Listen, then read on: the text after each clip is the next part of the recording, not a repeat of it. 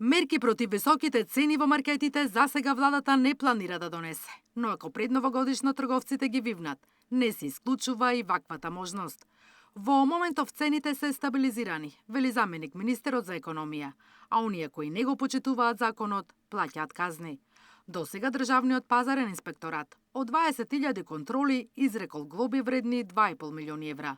За непочитување пак на законот за нефер трговски практики, 30 налози чекаат управниот суд да ја изрече висината на казната. Која ќе биде висината на глобите изречени за непочитување на овој закон за нефер трговски практики, треба да очекуваме да наскоро да има од страна на управниот суд и конечни решенија. Во овој период имаме многу повеќе пријави од страна на добавувачите, кои што многу повеќе се охрабрени отколку на почетокот, од кога почнува и стартуваше законот за нефер трговски практики, така да очекувам дека во иднина ќе имаме уште повеќе храбри вакви добавувачи кои што навистина се уценети од страна на некои од трговците.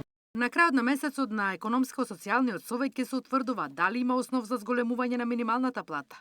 Од власта повторно оставаат работодавачите и работниците да се договорат, а тие ќе прифатат.